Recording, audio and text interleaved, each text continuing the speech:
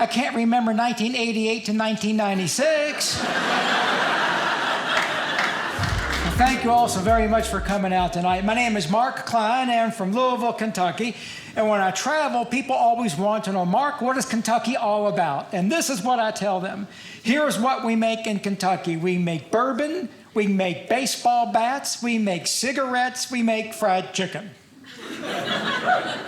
Our state motto is, if it kills you, we make it.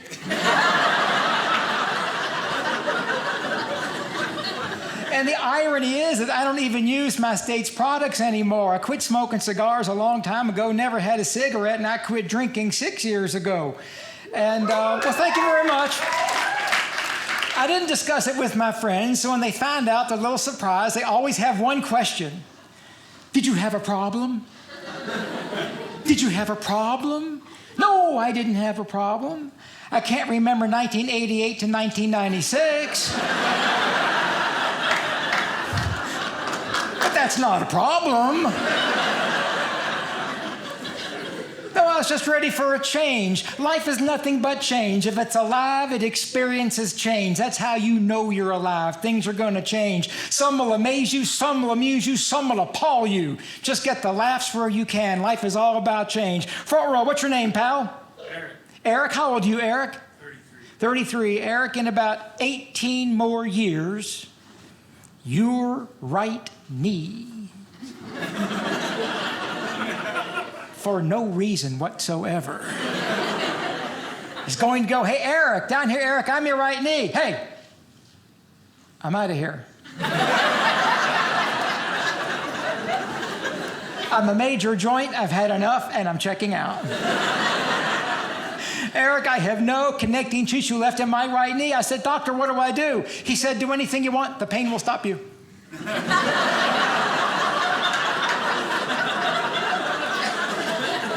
I said, no, what do we do about this? Here's what we did. He put me on this dietary supplement called glucosamine chondroitin. You ever hear of this stuff?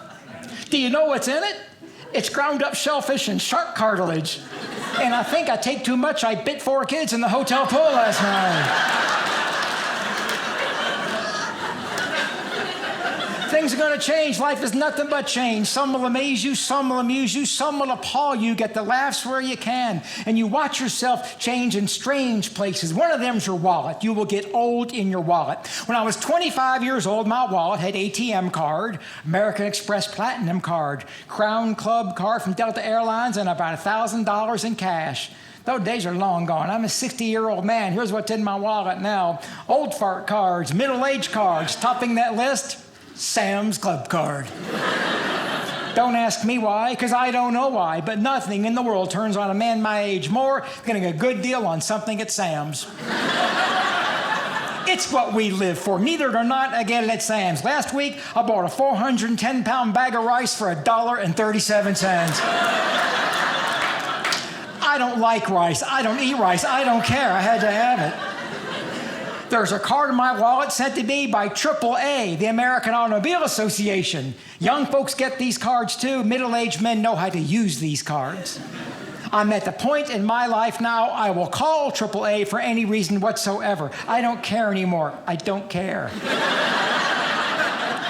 Flat tire? Sure. Out of gasoline? Of course. If I have a bagel caught in my toaster, I call these people. I don't care anymore. But it came last week in the mail. The top of the list, the creme de la creme. The greatest old fart card anyone will ever send me in my life. Any guesses what it was? AARP? Nope, better than that. Cracker Barrel frequent diner card. This is the greatest old fart restaurant of all time. I love Cracker Barrel. They love people like me right back. When you're old enough, they will pre-chew your food and spit it down your throat like a mother pelican. I love it. I love the Cracker Barrel. The last time I went, the woman who took me to my table, an older woman, her name tag was in cuneiform on papyrus. She takes me to my table, and then she did something so lovely, something I loved. She said, can I bring you some coffee, sweetie? You call me sweetie in a restaurant? I'm 500 miles from home. I don't care if you're 85 years old, got a ballpoint pen stuck in the bun in your head. You call me sweetie, I'm there. change. Life is nothing but change. And so if you're going to change through life, and if you stay alive, you find a role model, someone who shows you how to age gracefully. My father passed away a year ago, October, age 92. My life's hero, my life's role model. I'll tell you a story about my dad. My mom and dad were married for 48 years when mom passed away, and that was 25 years ago. And of course, my dad got depressed, went into a shell. He did not want to go out or do anything. Then he made a choice. He made a conscious choice, a touching choice, a human and heroic choice. He chose to live again. He chose to be alive again. Her book of life was closed. His book of life was still open. He started going out again. I can tell you something. Women loved my dad. Women absolutely loved my dad. Every week there'd be 5 or 6 ladies. They were all 85 years old. They would call him. Let's go get supper. Let's go see a show. Let's go see a movie. I say, Pop, what's the appeal? What's making them so crazy for you? He said, I drive at night.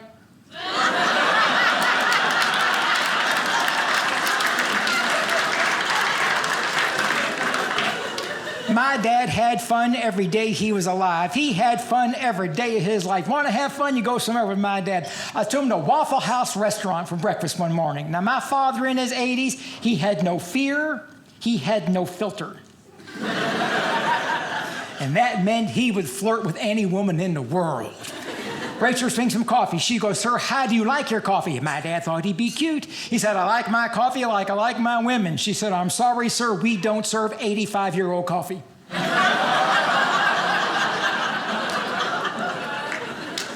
For some reason, when he turned about 80, he wanted a new wardrobe at 80. Now, my dad, no fear, no filter. He'd wear anything. He had a white belt with holes that went all the way around back to the front. I said, Dad, you got to get rid of that belt. It's not 1976 anymore. He said, son, I can't. I said, why? He said, I have shoes to match. He wants new clothes. He said, son, take me to Kohl's department store. Do they have Kohl's out here? Yeah. My father loved Kohl's. They would send him coupons in the mail. He says, take me to Kohl's. Picture my father at Kohl's. Picture my father in your mind. He's 85 years old, full four-wheel walker, big old thick glasses, double hearing aids, World War II veteran's cap on. He holds up a cardigan. He says, son, tell me the truth. Does this sweater make me look old? No fear, no filter. Everything I know in life worth knowing, my father taught me. He said, son, you are changed in life by the places you go and the people you meet. And that's true. That's why I love to travel. I work on cruise ships about 15 weeks out of the year. I love working on cruise ships. I don't get seasick. Some folks do, some don't. Last ship I'm on, about 9 o'clock one night, I'm in the middle of the ocean. I'm on the promenade deck. This man my age comes out. He doesn't say hello. What's your name? Where are you from? Having fun? He leans over the rail and he brings up breakfast from 1965. And I felt bad for him. I said, you ought to go see the ship's doctor. He said, son, I am the ship's doctor. Some folks get it and some don't. I love being on these ships, though, because they have great shopping. It's a casino and shopping mall on the ocean. What they sell is watches. Don't ask me why. These ships are crazy to sell you watches. Every ship on the ocean got 100,000 watches in inventory. You go on shore, every store on shore has got 100,000 more to sell you. And because they have so many, they're rather aggressive in selling these watches. A man showed me a wristwatch. He said, it's water resistant to 10 atmospheres. I said, son, what's that mean in English? He said, it's waterproof to 300 feet underwater. I said, mister, I'm a 60-year-old man from Louisville, Kentucky. If I'm 300 feet underwater, I ain't checking the time. I love traveling. You're changed in life by the places you go and the people you meet. I went to the Ohio State Fair a couple years ago. 3 million people a year go to this fair. It is huge. They had an exhibit there called the IQ Zoo, and briefly, here's what it was. It's a room full of animals in small, humanely kept little cages. Each animal has been trained for a quarter to do a small trick for you. For example, they had a duck that purported to play the guitar. You put a quarter in a slot, and a light goes on. The duck's been trained. He sees the light. He pecks a toy guitar inside his cage, and a treat rolls down. He's played the guitar for a quarter. Okay? Okay. They had a chicken there, and the chicken plays tic-tac-toe.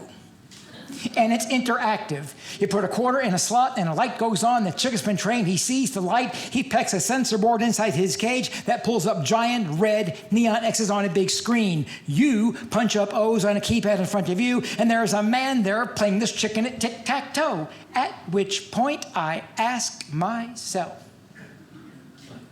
what compels a human being to challenge barnyard fowl at a game of human intelligence? Let us assume the best. Let's say he wins. He's just beaten a farm chicken at tic-tac-toe. And he loses. He loses. Now a sign lights up, neon letters 4 feet tall, and that sign says, the bird wins. You can imagine the humiliation. You can imagine how compelling to watch every day. I'm back the next day with a roll of quarters, and I finally beat that chicken. I want you to know that. I love to travel. I go to Las Vegas as often as I can. I work in Las Vegas. And if you've ever been out there, you realize it's a walk-around kind of town. And every nightclub out there has someone perched on a bar stool in front of the club to entice people to come back and see whatever show is going on. Now, I'm walking out Fremont Street, downtown Las Vegas, and there is, in fact, a young lady in front of a nightclub, about half my age, lovely as she can be. As I walk by, she says to me, I like your tie. I said, excuse me? She said, I like your tie. I said, are you flirting with me? She said, yes, I am. I said, young lady, I'm a 60-year-old man from Louisville, Kentucky. You want to get my full attention, do not discuss my tie. You want to get my full attention? Tell me you have a $2 off coupon good for Metamucil. Now you've got my attention. She said, well, I work here at this club. Come back and see the show. I said, I love to see the show, but I'm the comic at the Plaza Hotel. I have 3 shows myself tonight. She says, what time do you get off? I said, I get off at 2 o'clock in the morning. She said, I get off at 2 o'clock in the morning. Come by at 2:15, take me to breakfast. We'll find a late night club, get a couple drinks, go back. I said, whoa, slow down. Number 1, young lady, we hardly know each other. Number 2, you're half my age. And most importantly, number 3, I'm a married man. I probably shouldn't do something like that. Then she says, well, how married are you? Really? How married am I? Well, let me think. I'm flat broke and I've lost the will to live. You tell me.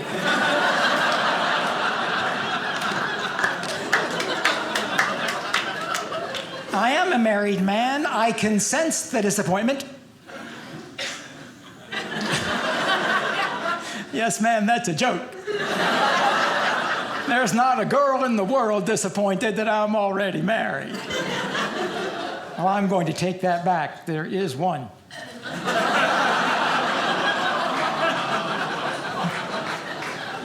Are you a married couple sitting up front here? Married couple? I can tell because you're not touching. Anyway, how long have y'all been married, ma'am? How many years? 20 years. How'd you meet this pretty girl? How'd you all meet? Got in a fight, she kicked my butt. You got in a fight and she kicked your butt, as it were. Well, that is romance, I must say. Here's how I met my wife. This is a true story. I had a comedy show in a nightclub in Savannah, Georgia. She sat in the front row. She didn't laugh at a word I said. I thought to myself, if she can't make you miserable, nobody can. Stopped her on the way out. We got married a year later. Here's why she didn't laugh. As it turns out, we're opposite. We're polar opposites, any topic you care to name. We're an interracial couple. Yes, we are. I'm from Kentucky, and she's not a relative.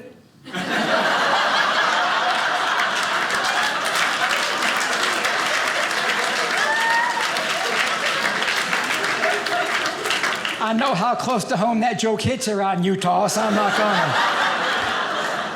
going to pound on that too hard. We're opposite any topic you want to name. Doesn't matter. Taking a shower. I take a shower. The water's 94 degrees. Gets me clean, gets me warm. Mrs. Klein likes to shower in a stream of molten lava. People stop in from Pompeii.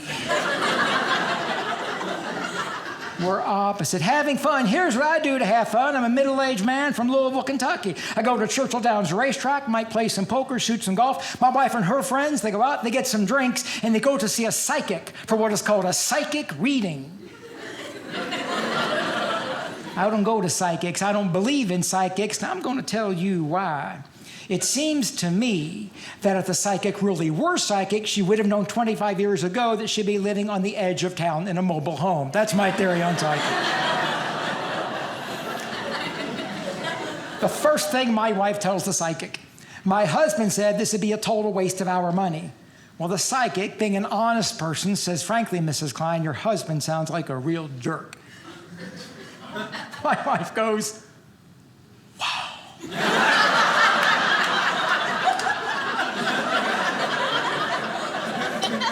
Opposites. We're opposites. Physically, we're opposite. You see me up here. I'm 5 feet 5 inches tall wearing cowboy boots. I weigh 151 pounds. So I'm built real short and kind of squatty.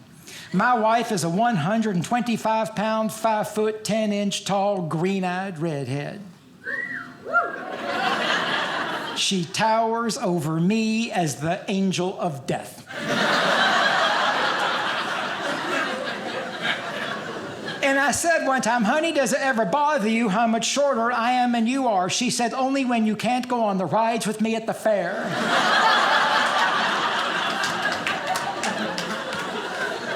Now, about our third date, she did ask me, why didn't my height intimidate you? And being a comic, you got to think on your feet a little bit. So I said, well, if your great beauty did not shoo me off, what makes you think your height would? She said, keep talking, Shorty, you're almost home. But I'll tell you this, I've been married for 25 years. My wife walks in the room, my heart still skips a beat. That is true. You call it love, you call it fear. It doesn't much matter to me. I don't care.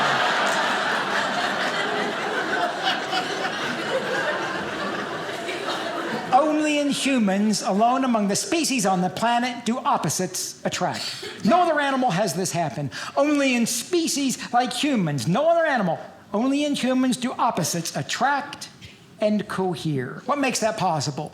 Two things we do. Number one, we communicate. We over-communicate. We under-communicate. We constantly communicate. One of life's great lessons taught to me by my father, sometimes knowing when to stop communicating is every bit as important as knowing when to start. An example.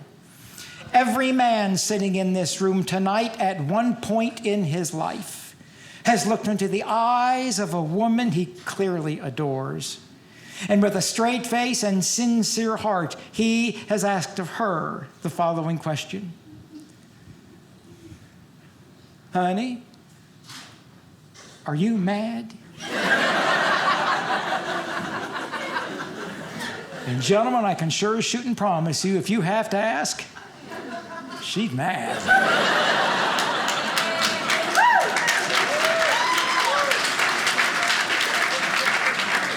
Here's more bad news. Now she's mad because you had to ask her if she's mad.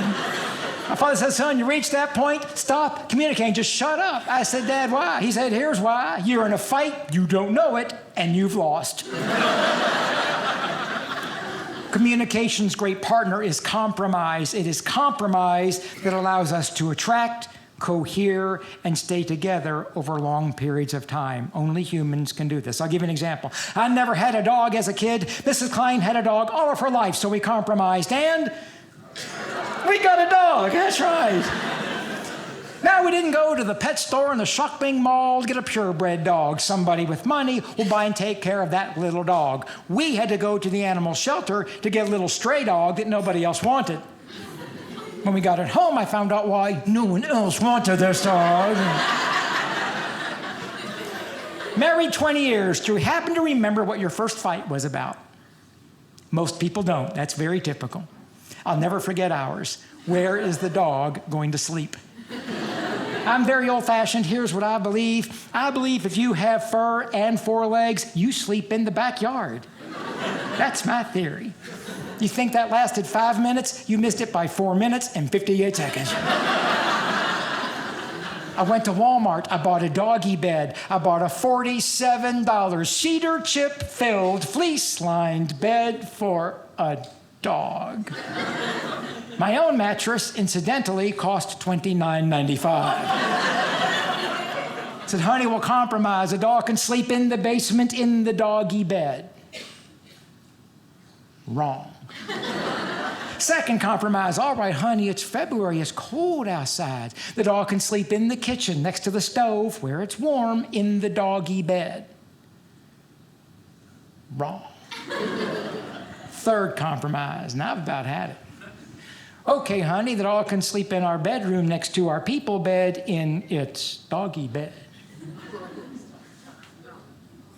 Compromise number 4. The dog is not allowed underneath the covers.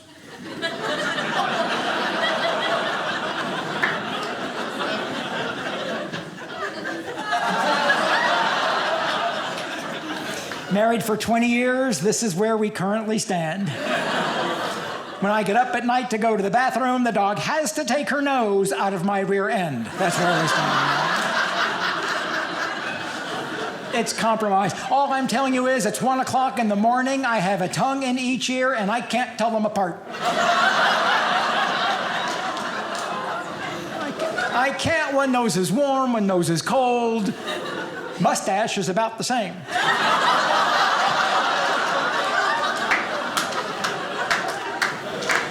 Who has a dog? Hands up. Who has a dog out there? Oh my, everyone has a dog.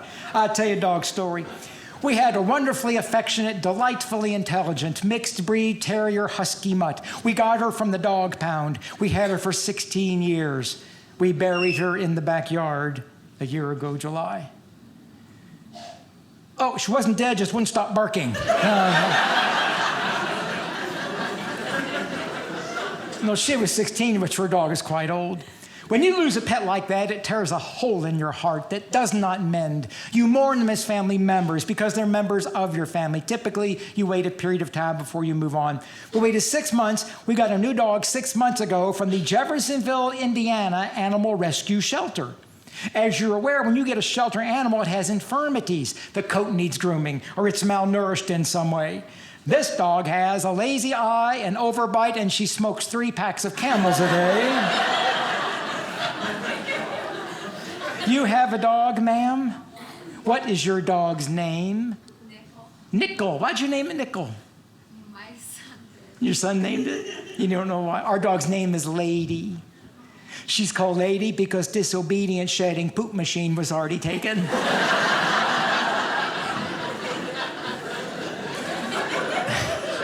Is Nickel a smart dog or a dumb dog? Smart. I'm so happy to tell you. I proudly own, walk, and feed the stupidest dog in the world. Oh, yes. Here's how stupid my dog is.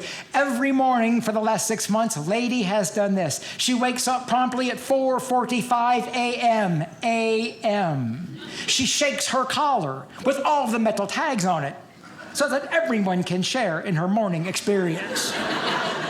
She comes downstairs, goes into the kitchen, sees her reflection in the stove, and barks at herself.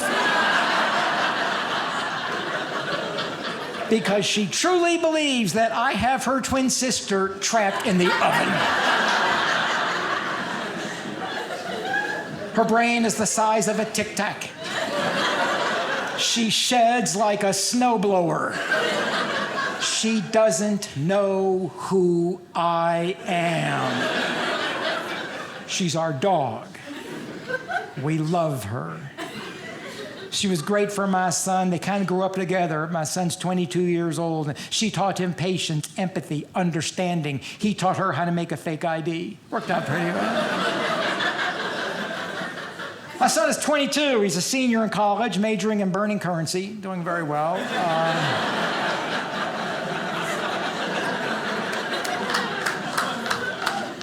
It's 22, and it's time to pass life's lessons on to him as they were passed on to me. Because you're not just trying to raise a good child, you're trying to raise a good parent.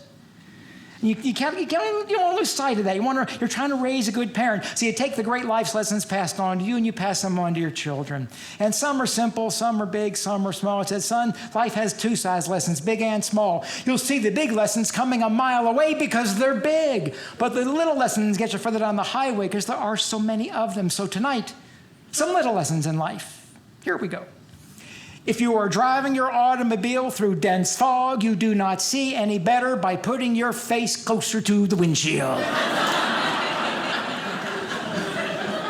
Take it home. If you are driving your automobile through dense fog, turning the radio down does not make the fog go away. Said, son, you're going to have bad habits. That's okay. You live in a free country. You're free to do things that are bad for you as well as good. You're going to have bad habits. That's part of being free. Don't have them all at one time. Much truth in that. Here's a list of my bad habits. Pretty short list at that. I'm a middle-aged man from Louisville, Kentucky. I go to Churchill Downs racetrack every chance I get. I love horse racing. That's my passion in life. Let's see, I might play a little poker, shoot a little golf, hang out with my friends. I'm a beef eater. I love a good piece of red meat, and I don't apologize to anybody for that. Steak eaters, let me hear from you. Steak eaters, clap for me, please.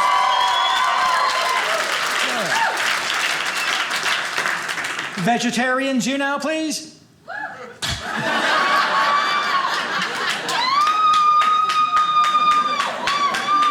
They don't have the strength to lift their hands. Can you hear two of them now? And here's the point. We live together in the miracle of a free society. I'll eat what I wish, and I expect you to as well. I do not need to hear from those who know better for me how to live my life in a free society than I know how to live it for myself. I had someone tell me, Mark, you should not eat red meat. Beef will give you a heart attack. My dear friends, coronary disease is virtually unknown among cattle, and they are made of beef.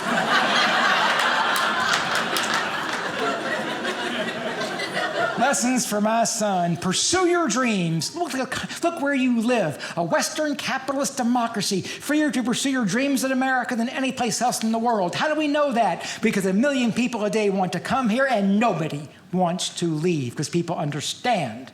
In America, you're free to pursue your dreams. I say you don't have to catch your dreams.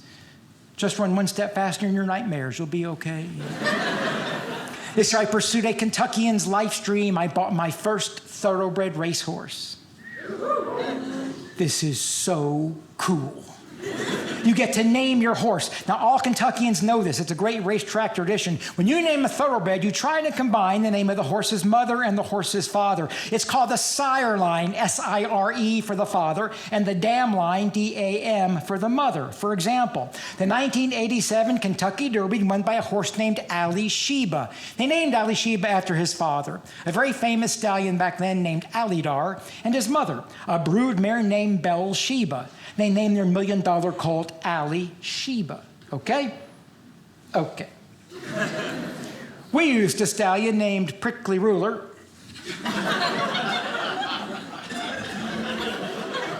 And a brood mare named Bad Mood. We named it Bill Belichick.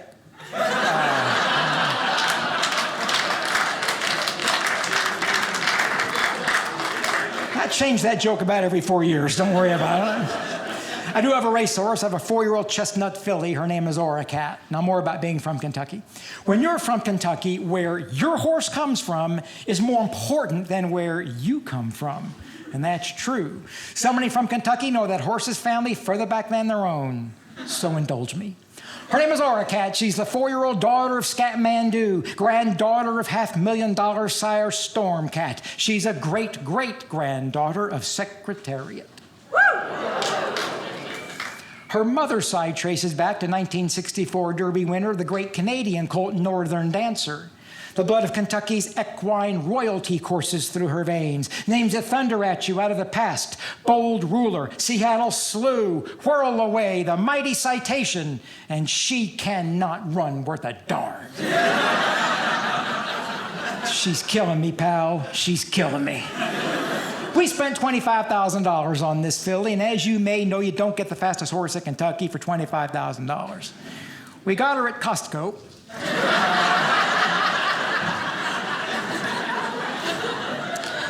She came in a pack of 18.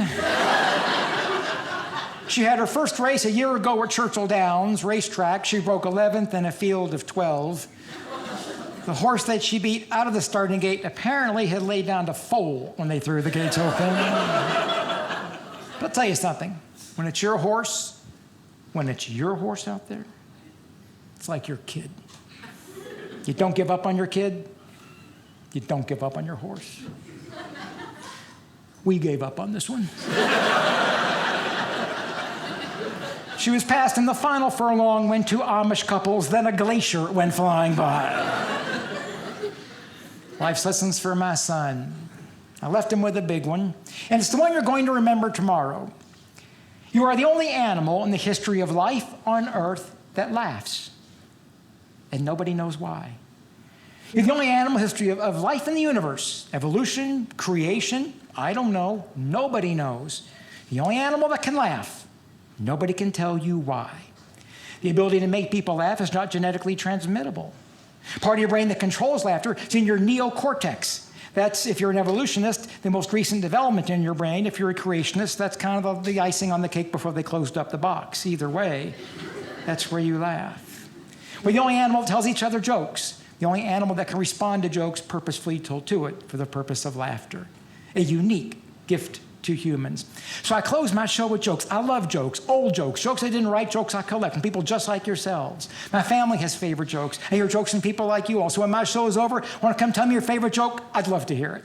Let's tell some jokes. My family's favorite jokes start with my brother Howard. He's an oral and maxillofacial surgeon back in Louisville, Kentucky, 45-year practice of surgery. His favorite joke's about a doctor. A man goes to a psychiatrist. Doctor, can you help me? He says, what's wrong? He said, I think I'm a dog. You what? I think I'm a dog. I bark at the moon. I roll on the grass, eat food from a dish. I tell you, doctor, I think I'm a dog. Can you help me? Well, I don't know. Get on the couch and we'll talk about it. Oh, I'm not allowed on the couch.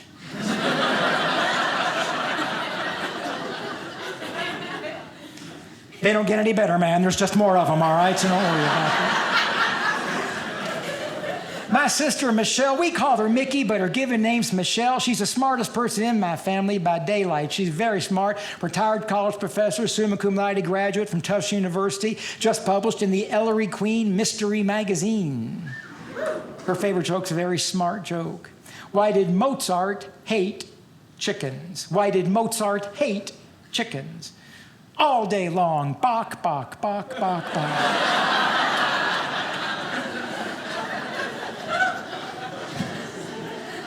I married into a family who's got a great sense of humor. I don't tell mother-in-law jokes. I don't tell them on stage or off stage. I'll tell you why that is. When my own mother died, my mother-in-law became to our family the mother that my real mom would have been. So out of love and respect for my mother-in-law, I don't tell jokes about her.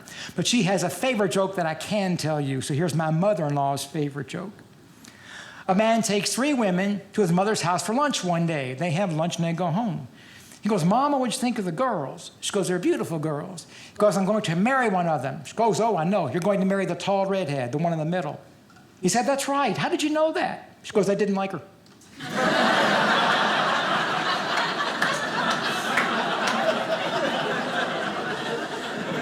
My father-in-law, the late Captain Jack Ward out of Port Savannah, Georgia, ex-shrimpo captain. This is his favorite joke. Couple driving down the highway. The husband's driving. The wife is hard of hearing. She's kind of deaf. He's behind the wheel. He checks his rear view mirror, sees a flashing blue police light, pulls his car to the side of the road. Policeman walks up, says, let me see your license. She said, what did he say? He wants to see my license, honey, and he hands it up. Policeman goes, well, it says you live in Savannah, Georgia. She said, what did he say? He sees we're from Savannah, dear. The cop laughs. He goes, I'm going to tell you a funny story. The meanest woman I've ever met in my life was from Savannah, Georgia. She said, what did he say? He said he thinks he knows you.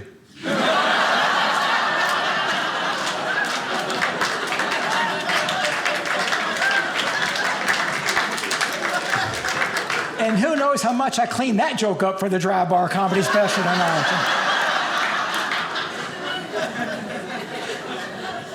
Learn your family's histories. Learn your family's stories. Learn your family's jokes. You are the only animal in the history of life on earth that laughs. So laugh every day. It's good for you. Releases every chemical in your brain that's good for you, and none of the ones that are bad. You've been a joy and entertained tonight, and I thank you so much for spending your time with me. Good night. Thanks.